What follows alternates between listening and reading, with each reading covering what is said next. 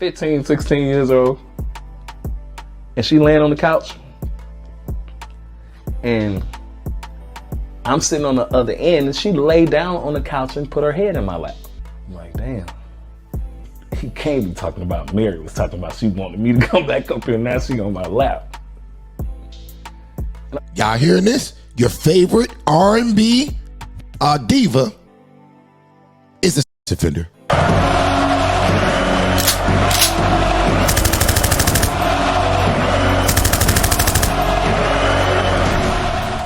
She stayed a couple more hours, and we decided to go in the other room because it was a suite. We went in the other room and laid down, and she laid down with me. She kind of like backed up against me, and every time she backed up against me, I would move away and shit. From that time, I had an opportunity to go out to New York and visit her a couple more times.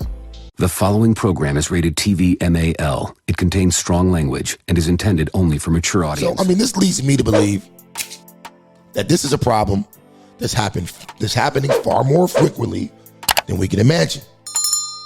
And it's not just teachers. It's not just teachers. Now, I played this next video on a show I did a while ago. But I want to bring it back up because it's very relevant to what we're talking about tonight. It's very relevant to what we're talking about tonight. So I want to get to that real quick. This is a video of death row artist Danny Boy, who admitted a few years back that he was indeed molested by a popular female R&B singer. But oddly enough, no one talks about that. So let's get into it. I'm looking like, what your problem is? And she make sure that's not. Hold on, let's go back a little bit. Said, come back, at least in the hood. All right, we're gonna start here. Misa's sitting there. Misa is Puffy's baby mother. Devontae's one of Devontae's baby mama, and I think Casey's baby mama was up there. No, it wasn't. It was Devontae's baby mama and Mary and a couple other chicks that was at the table. And we talking and we drinking. And you know, I'm kind of excited again. I'm from the west side of Chicago, and who? Granted, he's 15 years old. He's 15. Who doesn't look up to Mary J. Blige as like, you know, one of the queens, you know, of that time. She's a queen of R&B at that time, at least in the hood. And we up there chilling and drinking.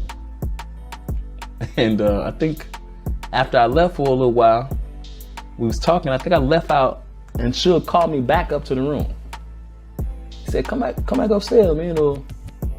Old girl want to see you. Fuck this old girl. Thinking one of the other girls that was at the table. And I get up there to the room. Suge's in his room, and Misa's sitting on the bed with a sheet wrapped around her. You know, and you can kind of see like her nice body, and she got this sheet wrapped around her. And Mary's sitting on the couch. So I know the girl that he in the bed with don't want me. So I went in, he closed the door and shit, and I sit down and I start talking to Mary. And the inside, I'm about to lose it, because I'm actually sitting here talking to Mary. She's sitting on the couch and shit, and we ordered some food and some more drinks. And somebody knocked on the door. She ran and kind of damn near jumped behind the couch hiding. But I'm looking like, what your problem is? And she make sure that's not K. You know, and I'm like, oh man, I don't care. You know, I'm talking to him. I don't care who he is. You ain't got to be running and jumping and did it. But she was actually talking about KC. She was thinking that KC she had like this postpartum type, you know, the shit that people in the army probably go through when they hit bangs. Like when it came to KC at that time. Right. You know, and she's sitting on the couch and shit. I'm like, you know, you ain't got to worry about him.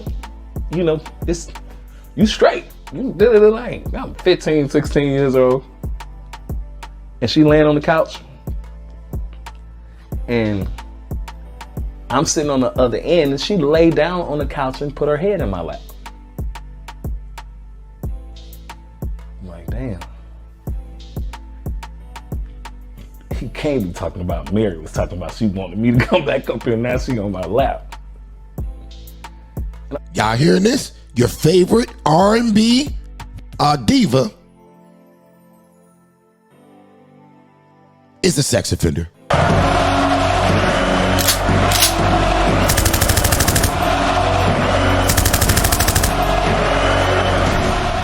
All right, I'm gonna let this man continue to cook. Let's go. I'm sitting there and I'm wondering, I'm like, okay, what is this gonna end up to? And she stayed a couple more hours. And we decided to go in the other room because it was a suite. We went in another room and laid down.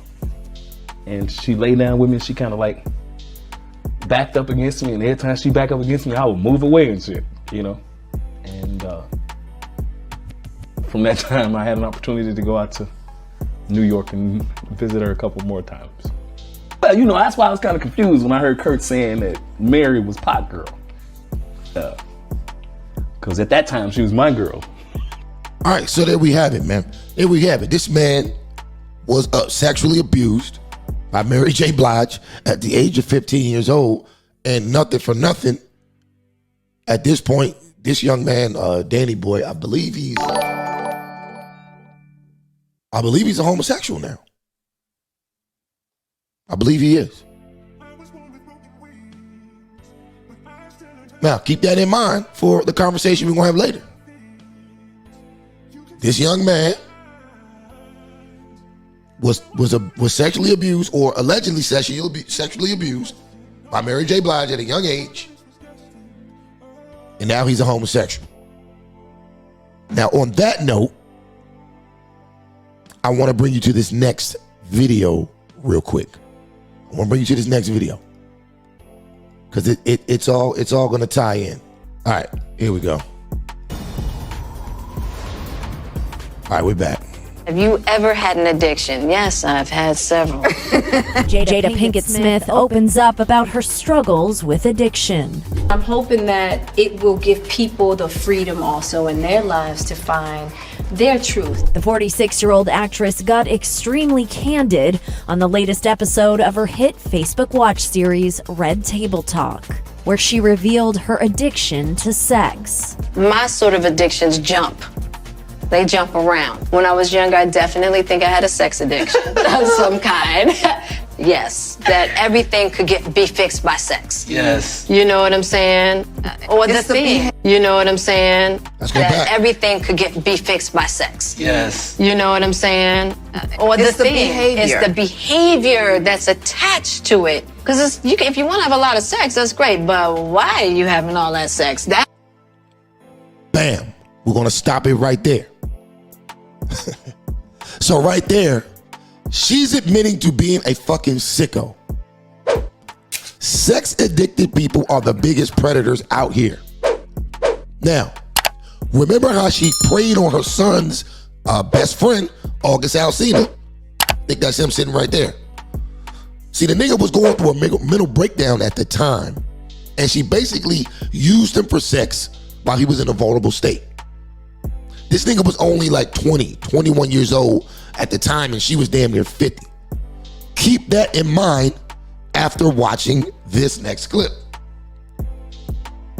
Sex addicted Jada, the same Jada who also slept with August Alsina while he was going through mental problems. Now check this out.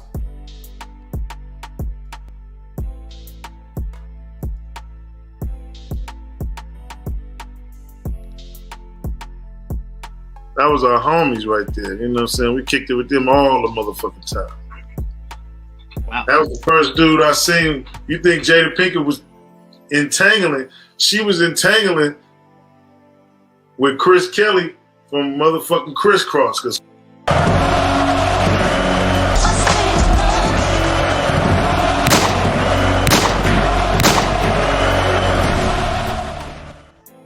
that's right. So according to Daz Dillinger, Jada Pinkett was sleeping with Chris Kelly from Criss Cross when he was 14 or 15 years old.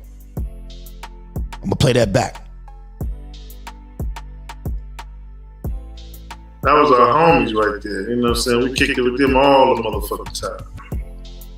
Wow. That was the first dude I seen. You think Jada Pinkett was entangling? She was entangling with Chris Kelly from motherfucking Criss Cross, because Criss Cross was in the room and he was like, Jada Pinkett is at the door, but don't leave.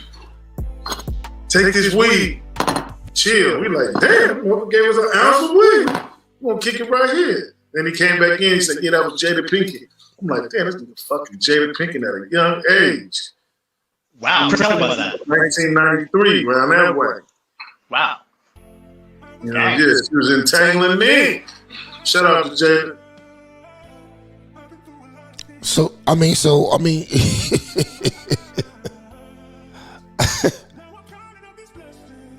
look, man. I believe Daz Dillinger 100%. Based off Jada's history of being an admitted sex addict and taking advantage of vulnerable young men, i.e. August Alsina, I definitely believe she more than likely slept with that young boy. Hell, she played the role to the T in Menace to Society. If you don't know what I mean, go back and watch the movie Menace to Society. She started sleeping with Kane when he was in high school, and she was the baby mama of his hood mentor who happened to be in jail. So yeah, to sum this up, I'd argue that the biggest groomers in America are in fact women.